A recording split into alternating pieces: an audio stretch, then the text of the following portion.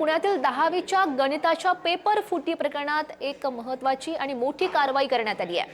Paper फोडणाऱ्या विद्यार्थ्याला पोलिसांनी ताब्यात घेतल्याची माहिती आहे। चंद्रपूरच्या चैतन्य शेंडे याला पोलिसांनी ताब्यात घेतलाय। टेलिग्राम ग्रुपमधून अनेक जणांची आर्थिक फसवणूक ही करण्यात आली होती। गणिताच्या पेपरच्या बदल्यात प्रत्येकी 600 रुपये घेतल्याचं आता समोर येत आहे। पैसे भरल्यावर त्या व्यक्तीला लगेचच ब्लॉक करायचा। आणि या सगळ्या प्रकरणात आणखीन कुणाचा सहभाग आहे का याचा तपास सध्या पोलीस करतायत। पोलिसांकडून या सगळ्या संदर्भात तपास सुरू आहे आणि या टेलिग्राम ग्रुपवर एकूण 245 जण होते। शेंडे हा नर्सिंगच्या विषयात पहिल्या वर्षी शिकतोय अशी ही माहिती प्राप्त झाली आहे।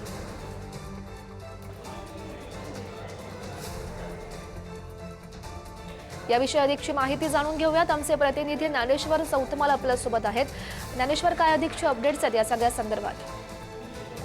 पुण्यातल्या पेपर फुटी प्रकरणात हा नवा ट्विस्ट आल्याचा आपण पाहतोय। चंद्रपूरच्या चैतन्य शेंडे याला पोलिसांनी ताब्यात घेतलेला आहे। टेलिग्रामच्या ग्रुपमधून अनेक जणांची आर्थिक फसवणूक यानं केलेली होती।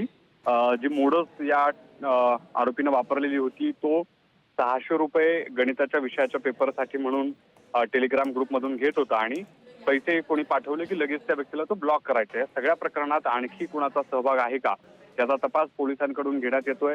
टेलिग्रामच्या ग्रुपवर एकूण 245 जण होते आणि शेंडे हा नर्सिंगच्या विषयात पहिल्या वर्षी शिकतोय आणि असं असताना 10वीच्या पेपरच्या संदर्भानं पेपर फुटीच्या प्रयत्नात आणि आर्थिक फसवणुकीच्या गुन्ह्यात त्याला पुणे पोलिसांनी अटक केलेली आहे। नक्कीच ज्ञानेश्वर, अजून पोलीस या सगळ्या संदर्भात तपासही करतायत। नेमकी काय माहिती समोर येते तपासाच्या माध्यमातून हे बघणं महत्त्वाचं असेल। धन्यवाद दिलेल्या सगळ्या सविस्तर माहितीसाठी।